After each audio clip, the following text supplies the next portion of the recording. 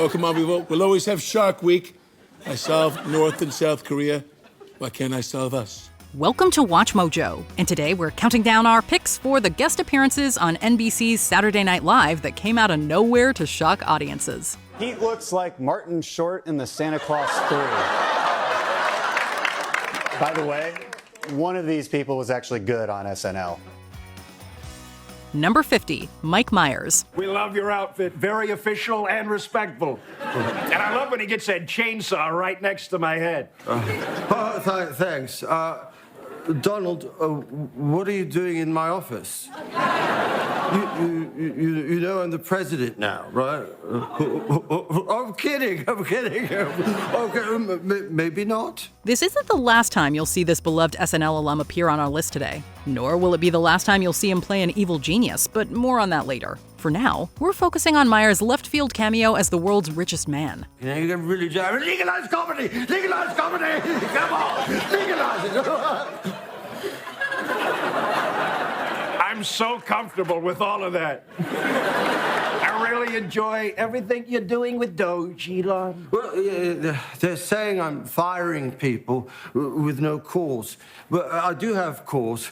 It's cause I feel like it. Come on! In a sketch parodying a truly disastrous meeting between U.S. President Donald Trump and his Ukrainian counterpart Volodymyr Zelensky, Myers unexpectedly popped up as Elon Musk. Passing resemblance aside, the Wayne's World and Austin Powers star is the perfect marriage of actor and subject, with Myers' knack for zany physical comedy embodying Musk's, well, let's call them eccentricities. Phase 1 of my plan is complete. Ingratiate yourself to the president and take over the media. But was taking this job a bad idea? A lot of people seem to really hate me. My Tesla stock is crashing and my personal net worth just dropped by $100 billion. Number 49, Jesse Pinkman. Now, here's a young man from New Mexico with a heartbreaking story about healthcare before the Affordable Care Act. So, Jesse, can you come up here? Thank you.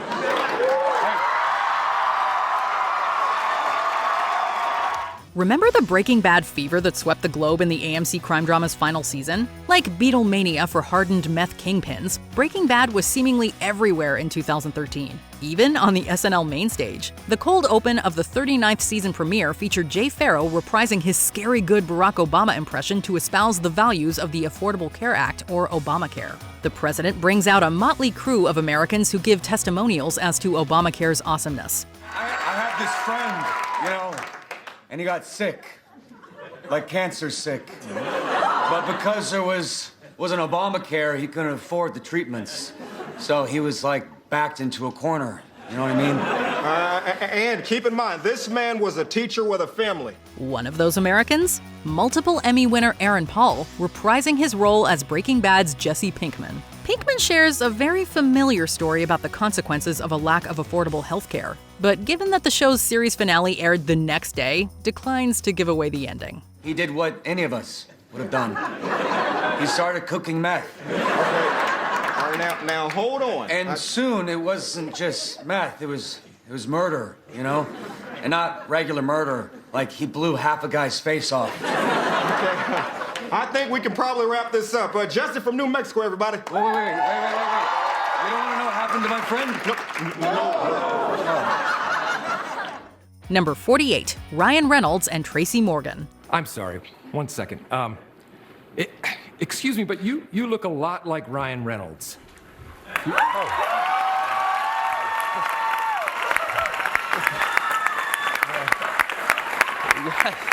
I get that a lot. Is it you? Yes, it's me. When former cast member Will Ferrell hosts, all bets are off. Take this season 45 monologue, for instance. Although the actor's efforts to rile up the crowd seem to go off without a hitch, he's almost immediately derailed by the distracting presence of his spirited co-star Ryan Reynolds. And you came to the show because... To see you, like I said, we're big fans, so, you know. Like we. Who's we? My wife and I were big fans. You mean Blake Lively? Yes. And she's watching too? Yeah, she's at home, but yeah. And she likes me too? Probably more than me. Not only is the dreamy Deadpool star distracting in and of himself, Spirited wouldn't come out for another 3 years after the sketch aired, making it even more surprising that the two were pals. Ferrell's rhythm is completely thrown off, and he only digs his hole deeper and deeper. Once he starts doing a Tracy Morgan impression, the real Morgan steps in to bail him out of his awkward encounter. Phew. The prophecy! Oh, my goodness. Thank you, Tracy. I feel so much better. Anything for you, Ferrell? But you talk like me again, I'm gonna bust your ass. As you should. Yes, yes. Number 47, Jim Gaffigan. Folks, I haven't been this excited since I got a 10% rebate on a leaf blower from Menards. What can I say? I got that BDE, Big Dad Energy. See what I did there? You get it? I got it. I didn't want it, but I got it. In the run-up to the 2024 United States presidential election, there was only one question on the nation's mind. If Maya Rudolph is playing Vice President Kamala Harris on SNL, then who would be taking on the role of her genial, folksy running mate, Minnesota Governor Tim Walz? While big names like Steve Martin and Jason Sudeikis were floated, with Martin even admitting that he turned down Lorne Michaels' offer, the part ultimately went, rather unexpectedly, to comedian Jim Gaffigan. You know, Trump and Vance are weird, all right? And they want the government to control what you do in your bedroom and what books you read. You know, in Minnesota, we have a saying, mind your damn business. We also have another saying in Minnesota, my nuts froze to the park bench. The choice came as a surprise to SNL fans, given that Gaffigan had no prior connection to the show. Nevertheless, Gaffigan's Walz impression, which the comedian has since revealed is based on his brother, was a hit, and he returned for a series of cameos. I gotta be honest here, folks. When Kamala Harris called me and asked me to be her vice president, I said, yeah. This is personal for me. I love this country. And as a former teacher, I need the money. Number 46, Joe Jonas. I'm tired. It's getting dark. I'm leaving. I'm leaving! No! Yes! Yes! Believe in yourself. Believe in the line. You deserve this viral Greek yogurt. Or to try Lisa Renner's wine.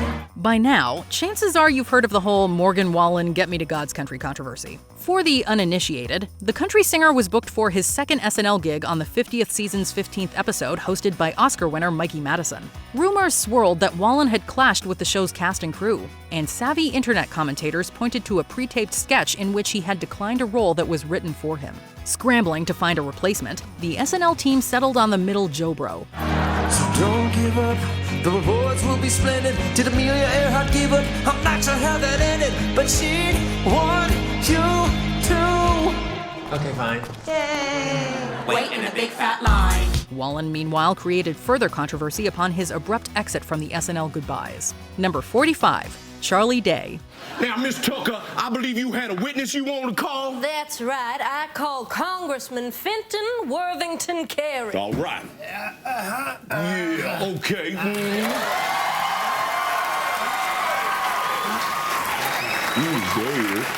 You swear you gonna tell the truth, nothing but the truth, baby? Oh, hell yeah! Was anyone else pumped to see this impromptu Horrible Bosses reunion on SNL? Well, maybe it's just us, but either way, it's hard to deny the hilarity engineered by the grouping of Jason Sudeikis, Jamie Foxx, and It's Always Sunny in Philadelphia star Day. Now, Congressman Carey, what did you did see up in there? I see this fool, he been running his water all day. Yeah. Yeah, like he trying to dig up the whole bayou or something. I be like, hey, what you trying to make a fool out of? You know, but let's say bon temps roulette, my man, because ain't nobody make a fool out of the good people of Maine, except in the Lord himself. That's right. In line with the main Justice sketch's recurring premise, cast member Bobby Moynihan plays an out-of-towner who has the misfortune of winding up in a wildly colorful, weirdly Cajun courtroom. Antagonized by Fox and Sudeikis' respective bailiff and judge, Moynihan's character is pushed further into a corner by Day's local congressman, whose near-incomprehensible speech doesn't bode well for the defendant. Or maybe we part of some kind of courtroom exchange program, baby. Yeah, or maybe there's a space-time portal and we spend half our time in Maine and half in New Orleans, and we've started to mix the two up. That's what it is. Number 44, Bradley Cooper and Ed Helms. Let's just end this pathetic charade. Who's the big winner? Come on, let's hear it. Well, the winner of the Jennifer Aniston look-alike competition, brought to you by Smartwater. Oh, and we actually have co-champions. It's Bradley Cooper and Ted Helms. Oh my God. In the face of overwhelming adversity, you just have to believe in yourself, and then react completely incredulously when you find out you failed. That's the basic premise of this season 38 sketch, in which episode host Zach Galifianakis demands answers as to why he's lost a Jennifer Aniston look-alike contest. You know something? You're a real jerk. You know, you may look exactly like Jennifer Aniston. On the outside. But on the inside, you're a total Helen Keller. Yeah. That's why you got 8th place. Galifianakis' onstage tantrum is exacerbated when the actual winners take the stage. That would be Bradley Cooper and Ted Helms, aka Galifianakis' Hangover co-stars Bradley Cooper and Ed Helms. Eventually, Galifianakis comes around and a stage full of Aniston hopefuls belt out "That's What Friends Are For," which they inexplicably seem to think is the Friends theme song. Keep smiling, keep shining, knowing you can always count on me. It's not the Friends theme, guys. Is that? That's what friends are for. Dionne Warwick. In good times. What is going on? Number 43, Jennifer Aniston. Vanessa, what are you doing? What? Oh, what? Yeah. Hi. Wait, can you just drop that for a second? Yeah. Vanessa, come on. Oh, sorry, Jen. What are you doing here? Hey, another Jennifer Aniston-centric entry? What a coincidence. Almost like we planned it that way. Anyway, this weekend update bit initially seems like an excuse for Vanessa Bayer to trot out one of her signature impressions. Not that we're complaining, of course. Bayer's gift for impressions consistently made her a joy to watch on SNL. You've got to really try to stop texting me every day. Yeah, no, I just texted you because I thought we could hang, because, I don't know, I think you're like the best. Oh, that's so sweet, honey, and you are too, but, you know, Friends was like 5 million and 5 years ago, so I think we've just got to move on. Bayer's Rachel Green mercilessly spoofs 90s sitcom trends, at least until the actual Aniston shows up. And we're not talking Bradley Cooper and Ted Helms. Confronting Bayer about her impression, Aniston eventually gives in to the SNL cast members' fangirling, and the two have a sort of Rachel off. The 90s are truly forever. Is it a great bit, though? I mean, all it kind of just sounds like all you're doing is like, what? Oh, what? Me? Oh, wow. No, I never. What? Yes. Wow. Is it like this? No. What? Wow. No, that's not it. What? Vanessa. Yeah. Honey, what? No, I don't do that. Babes. Number 42, Ben Stiller and Robert De Niro. Have you ever used a lie detector before? I feel like I have. Great. Look, I want you to know I will gladly go to jail to protect Mr. President Trump. Just relax, Mr. Cohen. If you're innocent, you have nothing to worry about. The United States was a wild, chaotic place during the first Trump presidency. The same could be said of Saturday Night Live around the same time. With the White House an ongoing media circus, SNL pounced on the news coming out of it with a cavalcade of high-profile guest stars. How'd you like that pee-pee tape? What? I'm kidding. Relax. We'll get to that later. Is your name Michael Cohen? Yes. And you're a lawyer? Ish. Two of those recurring stars included Ben Stiller as Trump's lawyer Michael Cohen and Oscar winner Robert De Niro as former FBI Director Robert Mueller. The actors, who had appeared on screen together as part of the Fockers franchise, reenacted a scene from Meet the Parents on SNL. In character, of course. Yeah, it's supposed to be a surprise for Stormy, like a gift. A gift? Yeah, a gift. Like a rock you throw through a window with a note tied to it that says, "Stop talking." So you threaten people? Directly? No. But let's just say I've cut a lot of letters out of a lot of magazines. Number 41, Adam Sandler. Doc, the patient is stirring. Oh my God! Oh my God! Oh my God! Oh, my God.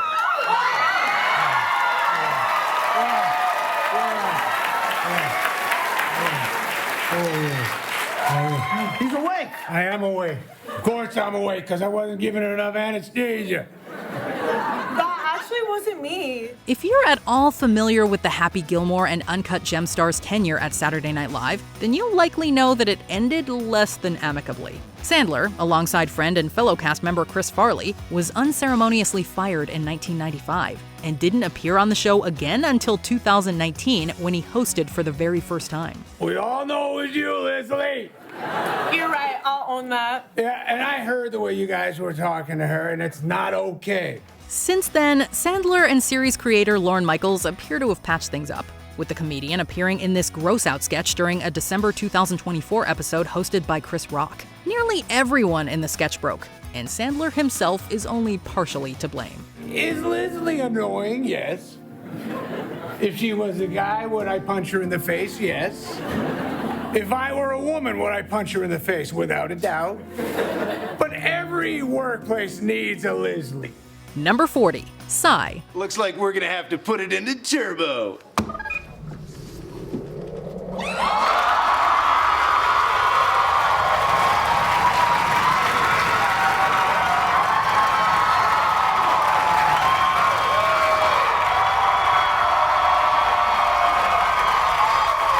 Gangnam Style.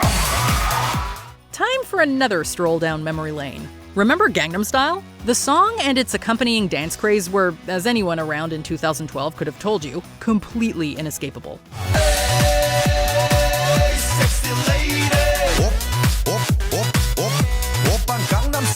As such, it was fairly easy to predict that SNL would tackle the ubiquitous Korean phenomenon in some way. And tackle it they did, in truly spectacular fashion on the season 38 premiere as hosted by Seth MacFarlane. What was that? Are you kidding me, Holmes? That's Korean rap sensation Psy. A week ago, no one in America knew who he was. But 200 million YouTube views later, and he's everywhere. The VMAs, he's #1 on iTunes, he was on Ellen. DJs? A sketch set at a lid store finds its staff having fun with a button that spontaneously summons Bobby Moynihan's poorly aged Psy impression. Things only escalate until Psy himself is unveiled as the sketch's final boss, so to speak.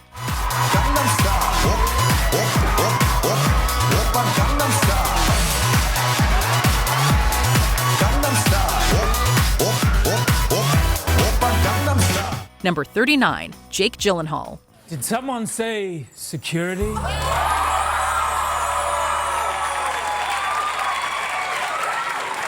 Hello, guy who travels in pajamas? That's right. I dressed so that TSA could have easy access to my body. You have John Mulaney to thank for this weirdly specific cameo. Mulaney's 2018 sketch Diner Lobster started a series featuring several sequels, each of which focuses on a food item you just don't order from wherever that particular sketch is set. In this case, a traveler's attempt to buy airport sushi goes about as well as you would expect. So if you care to search me, I'll spread my legs real wide. I'll even bend over for you. You can take a peek inside. The sketch goes on to poke fun at the often bizarre things one might witness at the airport. One such oddity is Jake Gyllenhaal's guy who always travels in pajamas performing a riff on Wicked's Defying Gravity, which speaks for itself. You can tell that I enjoy security. You can search way up in my cavity. You can't pat me down. You don't have to use the front of your hands. Number 38, Trisha Paytas. Is this a clip from the podcast? Hey, my galactic bastards. My ass is so hard for today's episode. Our guest is friend of the pod, the iconic Trisha Paytas.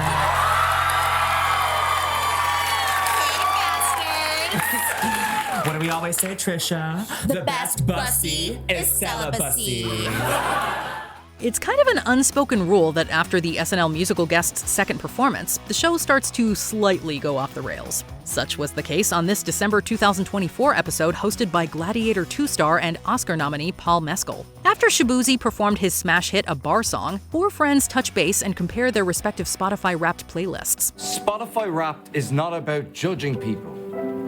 It's about sharing the soundtrack of your life. And call me crazy, but I think that's something to celebrate. Did someone say celebrate? Oh my God, Satoshi Gutman?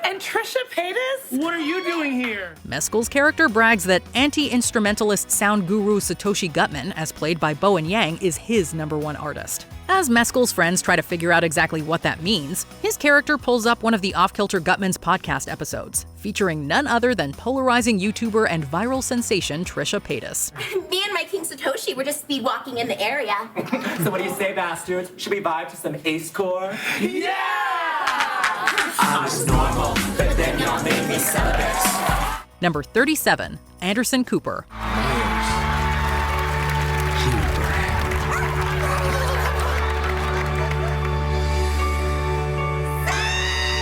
Bill Hader's departure from SNL was bittersweet for many reasons. Perhaps chief among them was the fact that it meant Hader's fan-favorite character Stefan would no longer appear on a semi-regular basis. Given Stefan's popularity among the show's audience, SNL succeeded admirably at giving the character a proper send-off.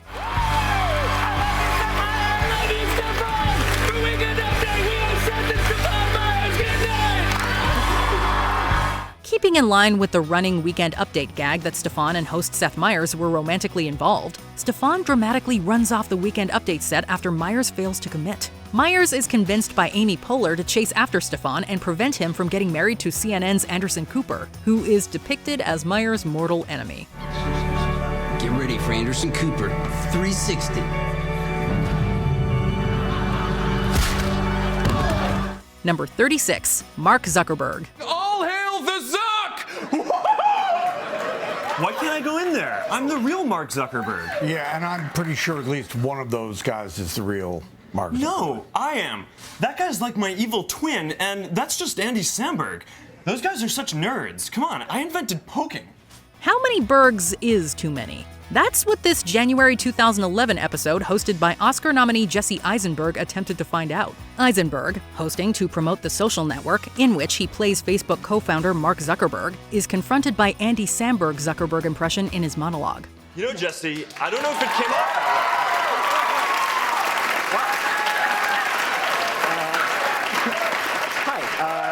Hi. Thank you for coming here. Wait. Have you two not met? No. No. In a distinctly meta twist, the real Mark Zuckerberg is revealed to be backstage with Lorne Michaels, who seemingly doubts Zuck's identity. After the two Bergs compare notes on playing Zuckerberg, Mark and Jesse have a predictably awkward interaction, in which Zuck reveals his true feelings about The Social Network. I really liked you on 60 Minutes. Thanks, man. Yeah. Thanks. You ever end up seeing the film, the Social Network? Yeah, I did. Cool. Oh, thanks. And what did you think? It was interesting. Number 35, Mick Jagger. Yo soy tu papa, ¿no me recuerdes? Oh, damn. Tu papa is hot. Respétame.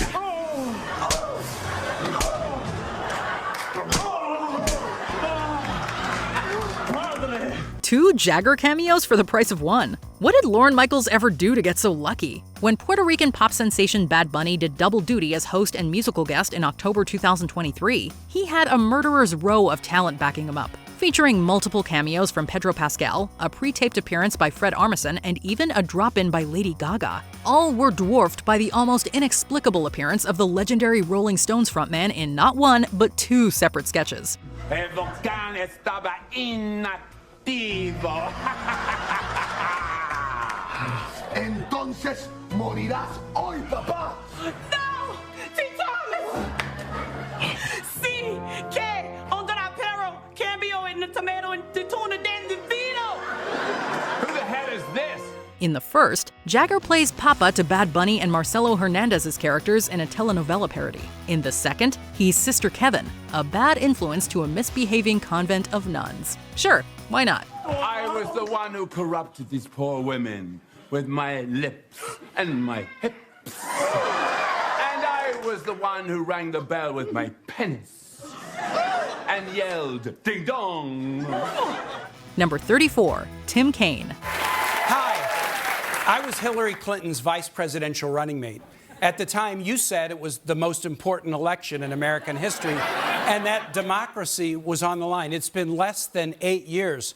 What's my name? Former SNL writer John Mulaney is already a classic modern-day SNL host, and one of the show's fastest to ever hit the revered Five Timers Club. So you already know that whenever he hosts, it's gonna be must-watch TV. Case in point, this edition of recurring sketch What's That Name?, in which Mulaney's character is quizzed on figures of the then upcoming 2024 election. I'll give you 3 options for what his last name was. Tim Clinton, Tim Tim, or Tim Scott. Oh, 2 of those don't sound real. I'll go with Tim Tim. Audience, what's that name? Tim Scott! It's Tim Kaine. Who is? After proclaiming it the most important election in American history, Mulaney was flabbergasted by the appearance of Virginia Senator and Hillary Clinton's 2016 running mate, Tim Kaine. Kaine devastatingly reminds Mulaney that he had also referred to that year's election as the most important ever. Woof, how people forget. Pictured here are 3 of the most famous faces on Mount Rushmore. But who is this guy? Come on, bring that guy back out. What's my name? No! I just told you 90 seconds ago. Number 33, Dan Crenshaw. Lieutenant Commander Dan Crenshaw, everyone. Thank you so much for coming. Thanks for making a Republican look good. You gotta stop saying that, man. You've been saying it all day. Please, look, I just wanted to say, for people that don't know, the reason you're wearing an eye patch right now is that you lost your eye to an IED in Afghanistan during your 3rd combat tour. This is a cameo that came as a shock at the time, but makes all too much sense in retrospect. In November 2018, Pete Davidson appeared on Weekend Update to roast Republican candidates in that year's midterm elections. His joke about former Navy SEAL Dan Crenshaw landed him in hot water with conservatives, which led to the only possible way that Davidson could redeem himself. Last week, I made a joke about a picture of you, and I feel like it would only be fair if you got me back and made fun of a picture of me. Does that sound okay? I don't really need to do that. No, come on. I deserve it. All right, I'll do Please? All right. And now, first impressions with Lieutenant Commander Dan Crenshaw. Thanks, Colin. This is Pete Davidson. He looks like if the meth from Breaking Bad was a person. That would be getting roasted by Crenshaw himself the following week. As part of a merciless, unsparing roast fest, Crenshaw compared Davidson to Martin Short's Jack Frost from the Santa Claus 3, and also referenced the SNL cast member's recent breakup with pop star Ariana Grande. So we good? We're good. Apology accepted. Just keep breathing. It sounds like my phone's ringing. You gonna answer that? No, and I was just going to let it ring, because that's rude to answer. Let's just let it go to voicemail. No, it's cool. Ariana Grande's well, cool, man. Yeah. Number 32, Lindsey Buckingham. Ladies and gentlemen, this is exciting. Put your hands together for another Lindsey Buckingham.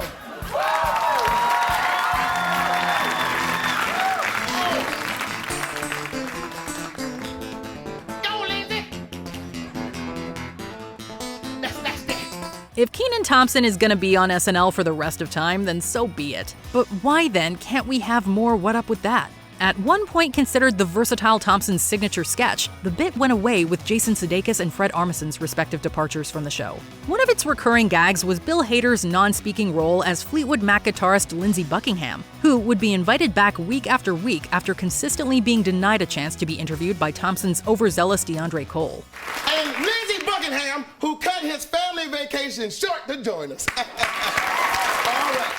Finally, a May 2011 episode hosted by Ed Helms allowed the actual Lindsey Buckingham to deliver a rip-roaring acoustic guitar solo. Not that Cole seemed interested as to why there were 2 Lindsey Buckinghams.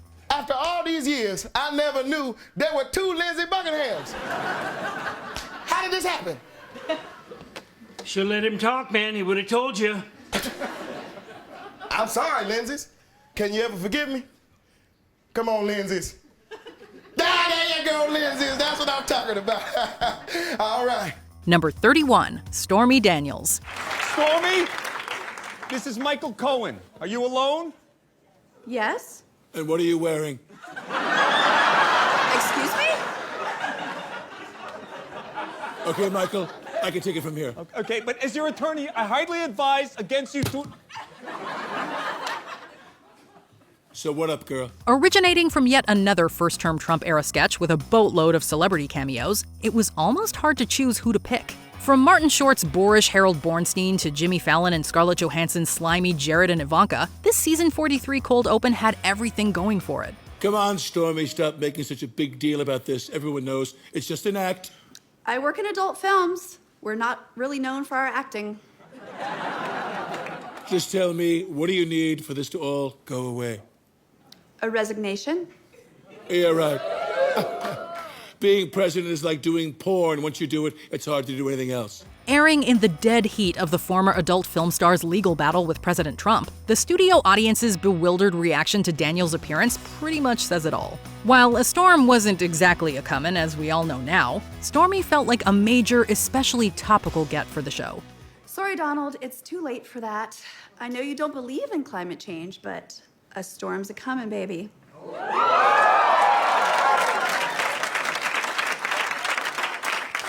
I've never been so scared and so horny at the same time. And live from New York, it's Saturday night.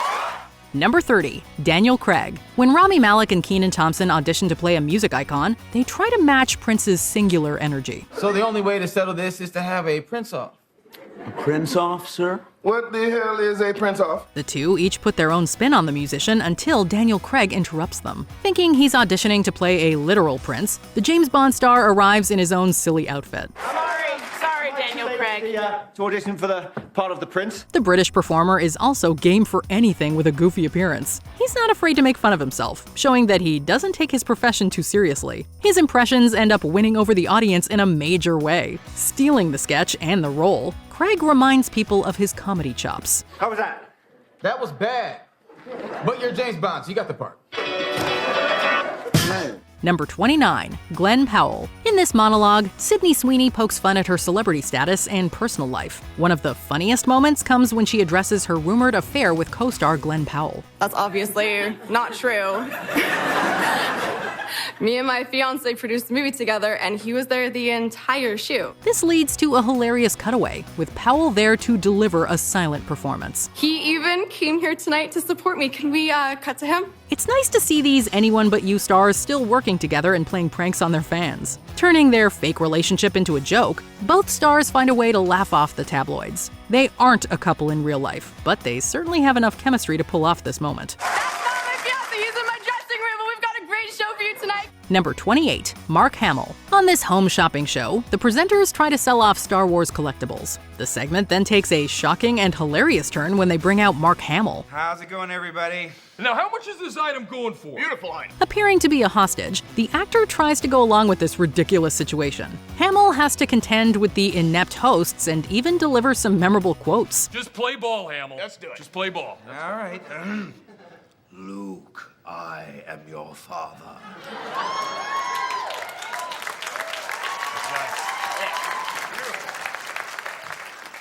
I'm sorry, man, that sucked. There are a few more surprises as the sketch continues, including an entertaining interaction with Harrison Ford. The Luke Skywalker performer gets to show off some of his vocal impressions and joke about his breakthrough role. With this enjoyable premise, the guest helps to satirize crazed fan bases with this appearance. Are you sure that's really Hamill? We guarantee! Oh, come on, of course it's me. We worked together 3 times. Come on.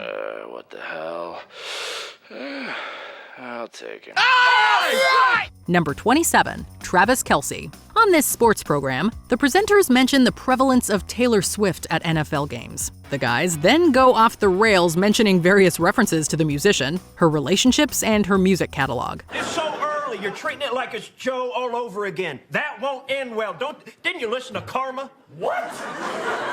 Karma's not about Joe? It all culminates in a funny cameo from Travis Kelce. The latter just wants to talk football, but only has a brief moment at the end to say his piece. When we get back, we are going to speak with someone who actually wants to talk football. Yes, please. Kelsey adds a ton of charisma to the sketch as he avoids talking about his high-profile romance with Swift. It's even more surprising to see the athlete show up as the partnership hit viral status. Number 26, Julia Stiles. Appearing on Weekend Update to discuss holiday gift ideas, Chloe Fineman offers up a unique substitute to the usual cliches. The perfect holiday gift this year is the dance that Julia Stiles does at the end of the 2001 movie, Save the Last Dance. She reenacts a scene from Save the Last Dance with all of its unintentionally hilarious details. Feynman also welcomes the film star Julia Stiles to help her complete the routine. So does she get into Juilliard? Yes! Fans of the 2001 movie will enjoy the performer's strange moves, not to mention the bizarre context behind the entire performance. Stiles steps in with all the confidence of her original role. Her appearance elevates this segment into a goofy and nostalgic takedown of the teen romance. Okay, so Colin, what did you think? Well, I can't say this on the record yet, but welcome to Juilliard. Number 25, Nicolas Cage. In a recurring segment, Andy Samberg plays Nicolas Cage and welcomes other actors to chat about his profession. This time, he welcomes the real man in a fun subversion of the premise. Well, good evening, Nick. You're looking very well tonight. Oh, that's very kind of you, Nick. You look great, too. Cage plays along with Samberg's impression, but he also throws out some hilarious critiques. The star takes aim at his co-star's exaggerated features and over-the-top delivery. This Nick is calm and stealthy, like a ninja warrior. Whereas this Nick is an exaggerated, screaming psychopath. Just doesn't exist. They even come together to satirize Cage's filmography, discussing the outrageous elements of his projects such as Ghost Rider. The absurd idea also has both men complimenting each other before it's all over. In the end, they hint at their next adventure with an incredible reference to National Treasure. The time has come for us to ride on to our next adventure. What is that? We're gonna have a three-way with the Declaration of Independence. Number 24, two wild and crazy duos. Instead of using three bachelors, this dating show includes two iconic duos from SNL history. Justin Timberlake and Andy Samberg reprise their roles as the R&B singers, bringing their own compositions with hilarious lyrics. Hey girl, you sound like a real tenderoni. So come take a ride with us. The other competitors are the Festrunk brothers, better known as the Wild and Crazy Guys. Your swinging dream dates have finally arrived for you! So get ready to take a hike, because we are two wild and crazy guys! With a sketch this chock full of legends, you can't go wrong. There are enough funny references and jokes in here to make you forget the original premise. It's especially fun to see Dan Aykroyd and Steve Martin return with the same energy as they brought in the 1970s. Even if the scene flies off the rails, the performers still bring the laughs in this endlessly entertaining segment. We've had 2 ways, 3 ways, about to have 5, 'cause we're 4 wild and crazy guys. Number 23, Janet Reno. Taking on an unlikely role, Will Ferrell made the most of his Janet Reno impression. Hello, everybody. Well, here it is, my last day as Attorney General, and the farewell episode of Janet Reno's dance party. Zip it! Just zip it! His version of the politician loves to dance and has a stubborn personality, making the real woman's cameo even more surprising here. She busts through the wall and matches Ferrell's impersonation in a hilarious shakeup of this recurring sketch series. Showing that she isn't too self-serious, Reno plays well opposite a comedy legend. She's not the typical performer, but the leader shows that she's a good sport that can dish out funny jabs of her own. The Attorney General also sticks around to share an unforgettable dance with her scene partner. Oh, Janet, I can't believe I have to say goodbye. What do you do when you get sad? I just dance. Now hit it! Number 22, The Dictator and Martin Scorsese. Sacha Baron Cohen's Admiral General Aladdin stops by to plug The Dictator, mentioning the biased critiques of his film. Look at this one from A.O. Scott from the New York Times. The dictator is the best film I have seen in the last 10 years. There, I said it. Please, please, not my face. He intimidates various people for positive reviews, including a kidnapped Martin Scorsese. The acclaimed director is electrocuted until he gives Aladdin the right answer, playing into the dark humor of the segment. Speak freely. It was good. It was great.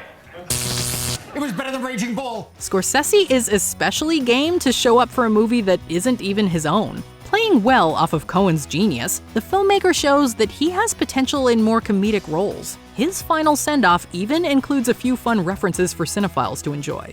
Okay, very well. Put him back in the cell with Coppola. No, you told me I'd be released. Well, you promised me that Hugo would be under 2 hours. But it was actually... Number 21, Dr. Evil. In light of evil headlines, Mike Myers returned to SNL with one of his best movie characters. He brought back this villain for a funny cold open about the North Korea and Sony debacle. Hello, I'm Dr. Evil. I've preempted this program because I'm furious that North Korea and Sony Pictures have both given evil organizations a bad name. Dr. Evil's speech feels straight out of an Austin Powers script, complete with some hilarious jokes aimed at everyone from Kim Jong-un to James Franco. There are even a few references to the spy series that spawned this character in the first place. What are you gonna do next, GOP? Ask for $1 million. With some great makeup work, the actor disappears into the role once more in a laugh-inducing sketch. Myers even gets to make fun of himself with a love guru shout-out. Look, I saw the interview. It was charming. But if you really want to put a bomb in a theater, do what I did. Put in the love guru. By the end of this scene, he proves that he hasn't lost any of his sketch comedy talents. Number 20, Eminem. In a parody of Eminem's Stan, Pete Davidson plays Stu, a young man with an increasingly unhealthy obsession with getting his hands on a PS5. Throughout the skit, we're teased with potential cameos from Dido and even Elton John, but these turn out to be fellow castmates Kate McKinnon and Bowen Yang. This year Christmas will be rare. The Santa sucks and Stu is sad. He already asked you very nicely, and now he's really pissed off. But even as the words Slim Shady flash up on Stu's TV, we still can't quite believe that we're seeing the real Slim Shady. As he unwraps a PS5, he has some choice words for Stu. This sketch was the Christmas gift we didn't even know we wanted. Sorry, Stu. Number 19, Brad Pitt. In an interview, Dr. Fauci joked that he would want Brad Pitt to play him on SNL, and his wish was their command. Here are some suggestions that I've heard. Ben Stiller, Brad Pitt. Which one? Oh, Brad Pitt, of course. In the cold opening for their At Home series, Pitt adopts Fauci's recognizable voice and mannerisms to address some of the misinformation surrounding the COVID-19 pandemic, particularly those shared by a certain individual. Pitt even received an Emmy nomination for his cameo, and high praise from the doctor himself. Before wrapping up, the actor removes his costume to pay tremendous gratitude to the real Dr. Fauci, as well as everyone who has been working tirelessly on the front lines. And to the real Dr. Fauci, thank you for your calm and your clarity in this unnerving time. And thank you to the medical workers, first responders, and their families for being on the front line. Number 18, Judge Judy. Sherry O'Terry's impression of this no-nonsense, badass TV judge is one of her best and most memorable recurring characters from her SNL tenure. However, there is one person who thinks there's still room for improvement. Mid-skit, Sherry is interrupted by the one and only Judge Judy, who has come as iron-fisted justice to show Sherry what it means to spit fire in the courtroom. I've seen enough, Sherry. Get up. Get your bony ass out of my chair. Get up. Watch and listen. Judge Judy's ready to rule. If you thought Sherry's Judge Judy was direct, you ain't seen nothing yet. Sherry fights for a piece of the action, but she's simply no match for the OG. This is ludicrous. Hey, I got your back. Now you don't. Now you don't. Number 17, Ellie Kemper, Ed Helms, Nancy Carell, and Jenna Fisher. When Steve Carell hosted the show in 2018, he made it crystal clear that an Office reboot was not in the cards. No, actually, I don't think so. It was a great experience. I love all of those people, but I just don't think it's the best idea. I think maybe we should just leave it alone. But then it isn't just fans who are disappointed by the news. Carell's old castmates appear among the audience to jump on the reboot bandwagon and try to persuade him to think of the money. I need that money. Let's get that money, Steve. I'm sorry, Ellie. I just don't think it's a good idea. You're a jerk. Arguably, though, the most hilarious cameo comes from Carell's wife and former SNL cast member Nancy and their kids, who are also keen to see the show revived. We think you should probably do the show. Honey, I just don't want to spend that much time away from you guys. Well, we don't really need you to hang around anymore, right? He invites his co-stars on stage, and we wait with bated breath for the announcement that never comes.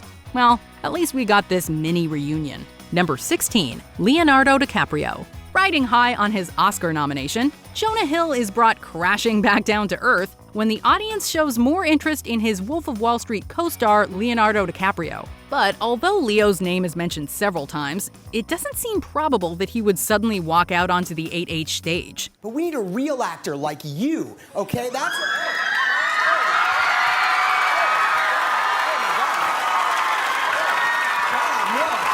Making his one and only appearance on the show, the Oscar-winning actor calls Hill out for acting like a big shot. What did we say about acting like a big shot in public like this?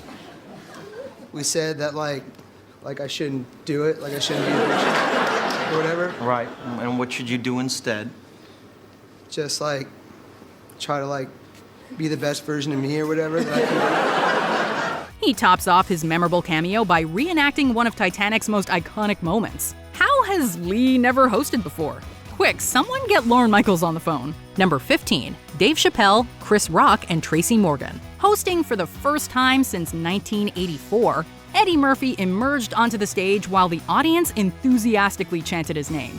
Naturally, such a momentous occasion couldn't pass by without some surprise appearances, which is why we were thrilled when he was joined by comedy icons Tracy Morgan, Chris Rock, and Dave Chappelle. Hey, Ed.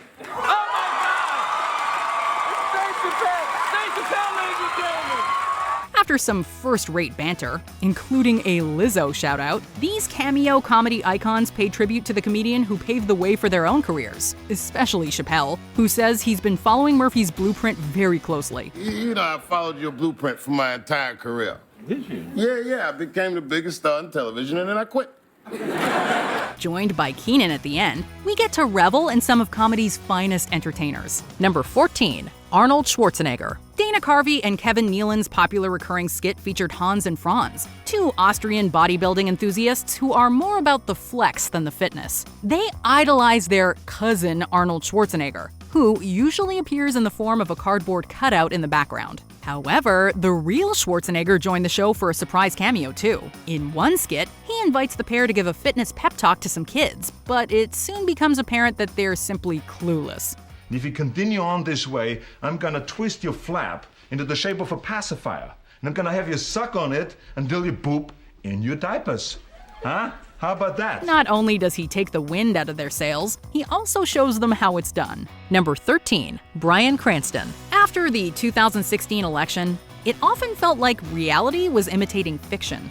That's why it seemed rather fitting that SNL would turn to fictional TV to send up some of the unusual choices who were joining the new cabinet. Walter White is brought out of retirement to become the new head of the DEA, upon Steve Bannon's recommendation. Oh yeah, Steve's the best. We've had some times. He explains how his credentials are really no different than those of his new colleagues, even faking his own death. The skit is peppered with plenty of hilarious Breaking Bad references, and his countless witty quips have us cracking up every single time. The top companies in the country had been knocking on his door for years, but he never answered. Well, I am the one who knocks. Number 12, the Five Timers Club. When Justin Timberlake made it to the Five Timers Club of celebrities who've hosted SNL 5 times or more, the show resurrected an occasionally recurring skit that pictures the club as an actual club, of the members-only variety. This time, the show pulled out all the stops and featured cameos from no less than 8 people. Paul Simon, Steve Martin, Chevy Chase, Martin Short, Dan Aykroyd, Alec Baldwin, Candice Bergen, and Tom Hanks all made appearances. The bit about the club members entertaining themselves by forcing current SNL players to fight each other to the death is a particularly funny one. Gouge his eye Surprise, Terry! Number 11, Alec Baldwin. After the first televised debate of the 2016 U.S. presidential election, SNL came to rely on surprise appearances from perennial host and guest star Alec Baldwin to do comedic justice to the resort mogul's over-the-top personality and distinctive speech patterns. Our jobs are fleeing this country. They're going to Mexico. They're going to China. At times, Donald Trump can seem like an impossible man to parody, but Baldwin always delivers the goods, walking a fine line between the real president's outrageous actions and the winking zaniness of a great SNL parody. Trust me, I know things are, as the locals say, despacito. No matter how many times he reprises the role, we never get tired of watching this master Trump satirist at work, especially when he shares the screen with Melissa McCarthy as Sean Spicer. I'm here to swallow gum, and I'm here to take names. Number 10, Barry Gibb. In a recurring sketch that answers the question, what if Barry Gibb hosted a political talk show? Jimmy Fallon played the titular character, with Justin Timberlake as his brother Robin. Inviting politicians and newsmakers for interviews is great. But of course, what is a show starring 2/3 of the Bee Gees without some music? Around 10 years following the sketch's debut, the real Barry Gibb makes a surprise appearance, joining the others to sing at the end of the segment. Where have been?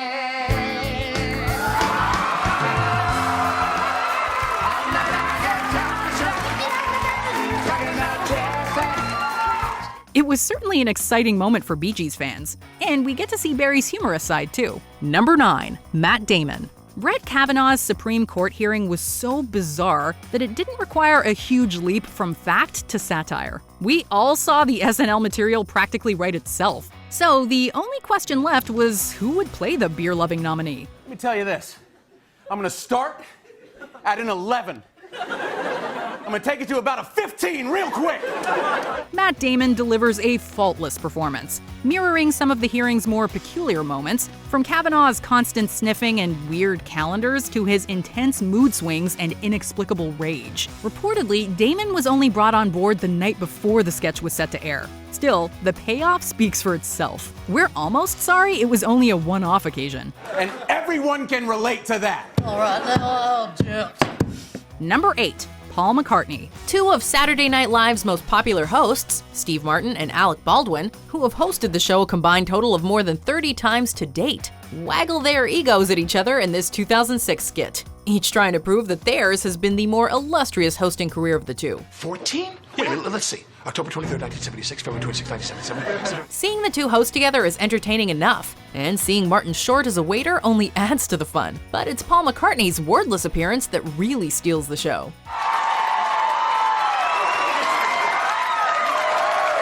Not even Steve Martin's quick joke can hide both actors' genuine surprise at seeing Sir Paul up close and personal. It is Paul Simon.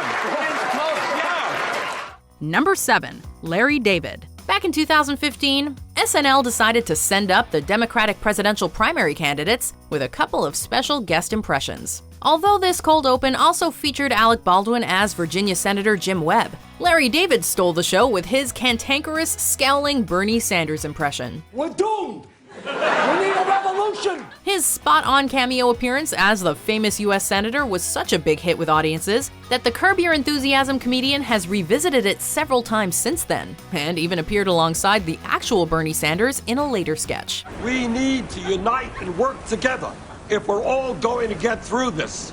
Sounds like socialism to me! For SNL viewers, it came as no big surprise when the two later found out they were related by blood. Number 6, Sarah Palin. This cold open featuring Tina Fey's popular Sarah Palin impression starts innocently, with Fey as Palin taking questions from the press and giving typically silly answers. But then it cuts to a cameo montage of people criticizing Lorne Michaels for leading with the bit, including Mark Wahlberg, Alec Baldwin, and finally, Sarah Palin herself. But I feel I must say this. You are way hotter in person. Fey is eventually notified that the actual Sarah Palin will be taking the stage, and bows out so that Palin herself can kick things off. Live from New York, it's Saturday night! It's a quick, tight bit with an unexpected twist, much like the time Hillary Clinton visited Kate McKinnon. I just realized I never checked your ID. ID! Come on, please! Number 5. Madonna. Musical guest Lady Gaga showed off her sketch comedy chops in this classic segment, which sees the singer joined on the stage by pop megastar and SNL favorite Madonna in a surprise cameo appearance.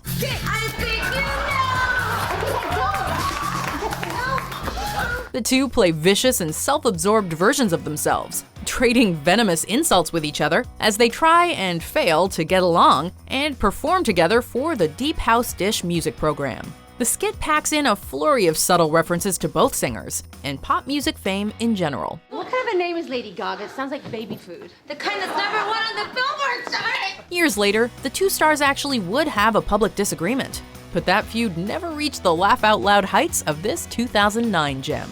Number 4. Alex Trebek. Will Ferrell's mega-popular skits featured the future elf actor as a worn-out, frustrated version of Jeopardy game show host Alex Trebek, with 3 clueless celebrities, played by cast members and guests, taking the podium to answer simple pieces of trivia in the form of a question. Of Simon and Garfunkel, the one that is not Garfunkel. I Garfunkeled your mother. Daryl Hammond's foul-mouthed Sean Connery impression is the first thing most people remember about it, but the last of the regular Celebrity Jeopardy segments also featured a surprise cameo from the real Alex Trebek himself. And so this was the final Jeopardy. He came off to help send off Ferrell from the segment, and let Hammond's Connery get in a few more off-color jabs at both their expense. Well, 2 Trebeks. I feel like I'm in a Raisin Bran commercial, 2 scoops of fruit. Back off, Connery. I don't have to take that from you. Number 3. Barack Obama. Back in 2007, when Barack Obama was still just a primary candidate for the office of President of the United States, he made this typically deadpan cameo on a skit set at Bill and Hillary Clinton's Halloween party. Various political guests show up in costume and share a joke or two with the beleaguered hosts. Finally, a tall, slim guest approaches in an Obama novelty mask. After the usual commentary from the Clintons, their guest removes the mask to reveal Senator Obama himself. I enjoy being myself. I'm not going to change who I am just because it's Halloween. Well, that's great. It's a great example of the dry sense of humor Americans came to expect from number 44 in the subsequent years of his presidency. Number 2. Robert De Niro and Joe Pesci. Jim Breuer's recurring The Joe Pesci Show sketch featured an impression of the famous actor as a violent maniac, similar to his characters in the films Goodfellas and Casino, who used any perceived slight from his guests as an excuse to assault them. Take care. Why? I'm not going anywhere. There you are. The segment also often used special guests to play Robert De Niro, who would validate Pesci's anger and join in alongside him. So when the real Pesci and De Niro eventually showed up on the sketch in an unannounced double cameo, the comedic tension was almost too much. I'm actually a very calm, laid-back person. The 2 veteran actors played their parodied selves to a T and brought the house down in the process. See, first thing you have to do is you take the bat, you hit him in the knees. Oh! Then you hit him in the head. You understand what I'm talking about? Before we continue, be sure to subscribe to our channel and ring the bell to get notified about our latest videos. You have the option to be notified for occasional videos or all of them. If you're on your phone, make sure you go into your settings and switch on notifications. Number 1. Barbra Streisand and Madonna. SNL studio audience was already delighted enough by the surprise appearance of superstar pop singer Madonna on this episode of Mike Myers' recurring talk show sketch. But even the Material Girl herself was starstruck when the legendary Barbra Streisand popped in. All this talk about food, I'm getting hungry, girl. She entered at just the right time, too, during a moment when both characters were praising her singing voice. The rare cameo by Streisand was the result of a last-minute, off-the-cuff arrangement with SNL head honcho Lorne Michaels, so none of the cast even knew it was happening until it did. That's all the time we have. I have to go and die now. The surprise and admiration radiating from Madonna's face was unscripted, totally real, and impossible to forget. Which SNL cameo surprised you the most? Are there any we missed? Be sure to let us know in the comments below.